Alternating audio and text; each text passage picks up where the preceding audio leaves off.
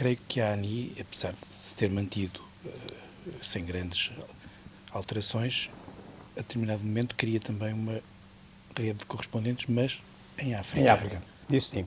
Criou essa rede de correspondentes em África, digamos que um pouco numa certa rivalidade com a Lusitânia. E como é que eram essas relações entre as duas agências?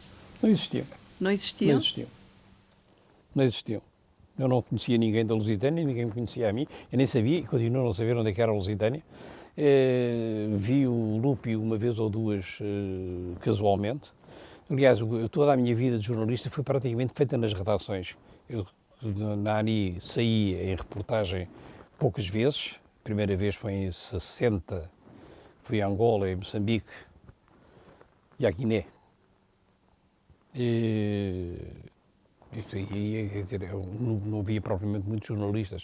Onde eu conheci mais jornalistas nesse serviço da agência foi em 61, quando foi o assalto ao Santa Maria, e aqui encontrei no Recife muita gente de jornais. Lembro-me do João Coito, lembro-me do Joaquim Letria, não sei quem mais, francamente. Depois, no Diário de Notícias, o primeiro ano foi na Agenda, a Agenda era o serviço de redação geral. Eu praticamente só acompanhei as visitas do Américo Tomás no país inteiro. Valeu, foi ótimo, porque eu nunca não conhecia o país e passei a acompanhar essas visitas todas. Depois passei para a secção de estrangeiro, deixei de sair, portanto deixei de conhecer gente. Quando eu conheci mais algumas pessoas foi na viagem que fiz em 60, a acompanhar o Titónio Pereira na visita que fez a Goa, e aí é que eu conheci vários jornalistas, mas já num nível de direção. Eu conheci o Leopoldo Nunes, conheci o Norberto Lopes, conheci o Padre Silva Rego, que foi como representante da Lusitânia, o José Manuel Tengarrinha, não me lembro de mais, mas havia mais gente ainda, mas poucos mais. Saía-se pouco, ou essa foi a sua experiência concreta? Fazia-se pouco? Saía-se pouco. Saía-se pouco. Não, sim, não saía, como se sai hoje, como é evidente, não é? Mas apesar de tudo saía-se bastante. Eu que não era grande candidato a viajar muito, portanto fiz apenas aquilo que me mandaram fazer e mais nada, nunca me candidatei a ir a lado nenhum. A Lusitânia, apesar desse pouco contacto que teve com ela, existia e era uma concorrente da ANI. Concorrente apenas no aspecto do ultramar. A Lusitânia não tinha serviço estrangeiro, que eu saiba, me lembro. E não é estranho que num país tão pequeno duas agências não tenham contactos? Não, porque os campos eram completamente diferentes. A ANI, a certa altura, principalmente à medida que se aproximava a questão da guerrilha em África, que a ANI se começou a interessar mais pela correspondência em África, porque até lá as notícias eram dadas pela Lusitânia. E eram notícias de fé diver, mas não tinha grande interesse. Então podemos recuperar a ideia de um bocadinho o que era o jornalismo nestes anos 50, não é? Anos 50, anos 60. Sim, quase anos 60, porque eu entro em 56. 56, já vai adiantado. Exato. Os anos 50 já vão adiantados. Exato. Havia, como é evidente, e apesar de todos os condicionalismos do regime, já voltaremos também a essa questão, jornais mais alinhados e menos alinhados com o regime. E havia também outra questão que penso que para as gerações atualmente é uma completa surpresa, os matutinos e os vespertinos. Quer-nos falar um bocadinho do panorama da imprensa nesses anos 60, pois as suas memórias? Havia os matutinos e os vespertinos, pela imprensa diária, havia os semanários, claro, e o que se notava era uma maior aproximação ao regime da parte dos matutinos, e uma maior oposição ao regime da parte dos vespertinos, particularmente o Diário de Lisboa e República, e de certo modo até também o Diário Popular. Estes eram os principais vespertinos, de vez em quando apareciam um ou outro, mas de vida curta. O caso da Vitória, por exemplo, não são os jornais que vingam. Os três que vingaram foi a República, Diário de Lisboa, Diário Popular, creio que mais nenhum, não estou a esquecer. Estes eram os jornais, enfim, isso é que levou à preocupação, quando aparece o Marcelo Caetano, levou à preocupação de tentar modificar a posição dos jornais vespertinos. E daí a ideia de... e a Capital, havia a Capital também. Daí a ideia de se, mudando as direções ou administrações dos vespertinos, a República estava fora de questão, como é evidente, mudando essa direção de se alterar o comportamento desses jornais em relação ao regime. No caso do Diário da Capital, foi para lá o Fontoura, Luís Fontoura, como administrador, até porque a Capital dava imenso prejuízo. Dava também muito prejuízo o Diário do Norte, que também não estava. Mas o Diário do Norte foi, de um certo modo, quem comprou a Capital foi o Queiroz Pereira, um consórcio, de que o Queiroz Pereira era a principal figura, me parece. E o Diário do Norte foi de brinde. Levas a Capital, mas levas também o Diário do Norte, só dá despesa. A Capital também só dava despesa. E lá fui eu para o Diário do Norte, as condições em que já disse, e acabei por sair, porque nessa altura eu fui para lá para dirigir o jornal. E essa altura, não, quem vai mandar é a senhora. Então, se é a senhora, eu vou-me embora.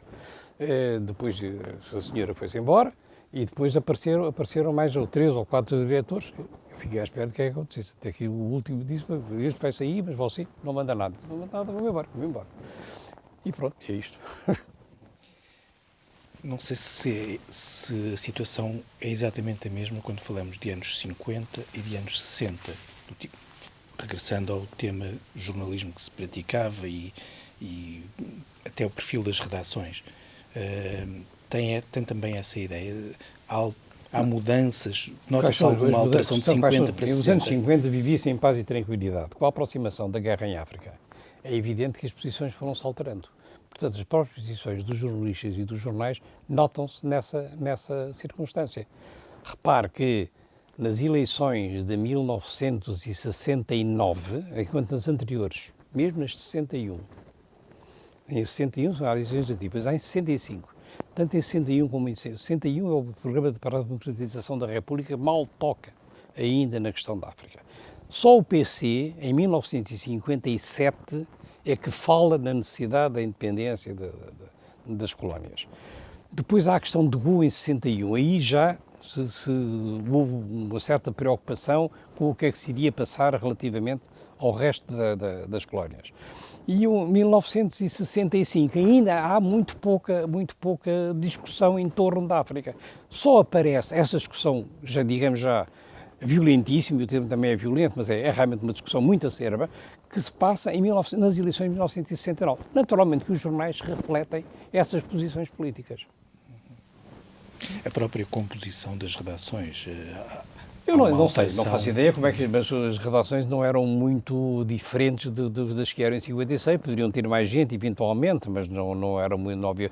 Houve uma diferença grande na República. Com a entrada do Raul Rego, a República tomou uma posição muito pró-socialista, que é uma coisa que antes não se notava tanto, sabia-se que era um jornal da oposição. É o Raul Rego quem modifica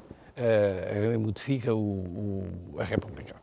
Lhe dá o cariz mais moderno que a República tem. Referimos há pouco que havia de facto uma diferença, pelo menos em alguns matutinos e vespertinos. Sim. Tem alguma justificação para essas diferenças? Não, talvez as direções, porque o Diário de Notícias era dirigido pelo Augusto Castro, que era efetivamente um homem do regime nessa altura.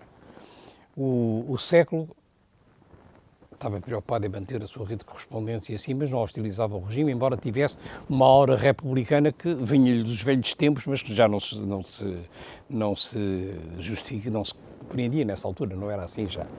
O último diretor do Diário do Século, lembro-se, foi o Manuel Figueira, que ainda se aguentou uns meses largos depois do 25 de Abril. A Voz e as novidades eram claramente jornais pró-regime. As novidades pela sua posição católica, não é? A Voz, posição católica também, dirigido por um homem, que era o Pedro Correia Marques, e assim colega de jornal do Marcelo Caetano. Não é? Portanto, havia esse problema das direções.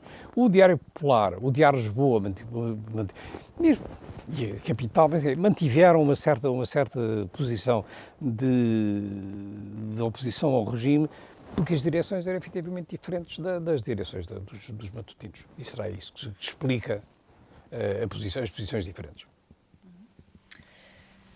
Num ensaio que escreveu em 1964, dá uma imagem muito pouco positiva sobre a classe profissional, e vou citá-lo. num excerto desse ensaio. Um bom número de falhados que enveredam pelo jornalismo porque não sabem fazer mais nada do que geralmente escrever mal português. É verdade. Se for ver, bem, é preciso ver como é que as redações vinham tradicionalmente constituídas. Quem eram os redatores dos jornais? Eram sujeitos que não sabiam efetivamente também nada, arranjam lá um lugar no jornal para escrever umas coisas. Havia os velhos linguados, não sei se hoje vocês já não sabem o que é os linguados.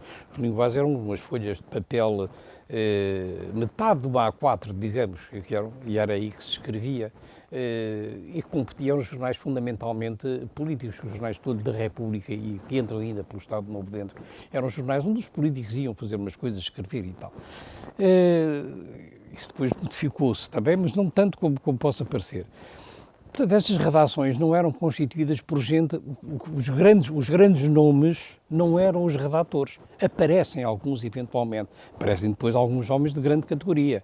O Norberto Lopes, o Norberto Araújo, quer dizer, aparece gente muito boa categoria. Há um livro publicado pela Casa de Imprensa que se chama Uma Hora de Jornalismo, que é um exemplo de boa escrita de jornalistas. Mas a grande massa dos jornalistas, os que faziam as notícias e assim, era que não faziam os artigos. Eram gente de muito pouco.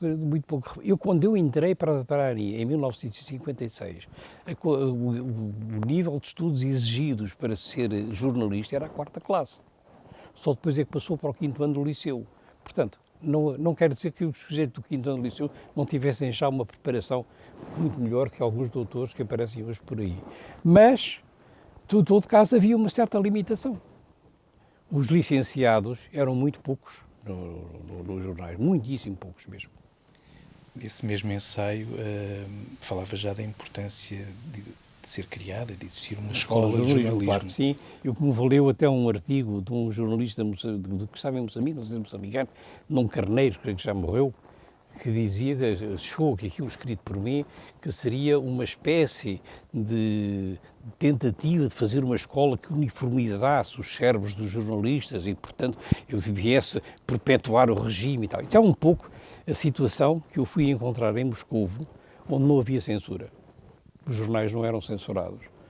Simplesmente havia uma formatação dentro das escolas de jornalismo soviéticas que impedia que se pensasse fora do contexto.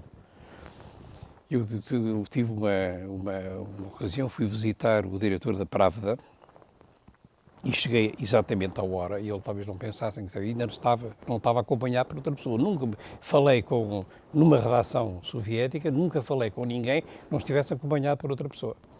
E ele esperou que viesse outra pessoa para começar a falar comigo. Enquanto não chegou o outro, ele não abriu a boca. E foi com a conversa, não é preciso censura, nós somos livres de fazer, não sei o quê, não sei quantos mais. E toda a gente sabe como é que aquilo funcionava. E esse jornalista o que pensou foi que o que eu estava a propor era qualquer coisa do estilo, quando não era efetivamente, era uma escola de jornalismo como ela deveria ter sido, já deveria existir há muito tempo. O Padre Silva Rego tinha, ou fez depois, não sei exatamente em que ano, um bom trabalho, havia uns cursos de jornalismo, pequeno, tipo curso de verão ou coisa parecida, mas não havia propriamente uma escola de jornalismo que formasse jornalistas. A conclusão era que muitos redatores, muitos jornalistas que entravam para os jornais eram conhecidos deste, conhecidos daquilo, não tinham que fazer, precisavam de um emprego e iam para os jornais. Daí essa minha crítica à maneira como as redações estavam constituídas. E ainda fui encontrar muita gente dessa no Diário de Notícias. A par de pessoas com outra categoria, o Dr. Manuel Rodrigues, o Moraes Cabral, gente já muito capaz, mas a par de outros, não refiro os nomes, que não tinham realmente preparação para fazer fosse o que fosse. Aliás, uma das brincadeiras que se faziam uns aos outros era vai-se escrever o artigo de fundo e tal, quando o desgraçado o que ia fazer era a necrologia, mais nada.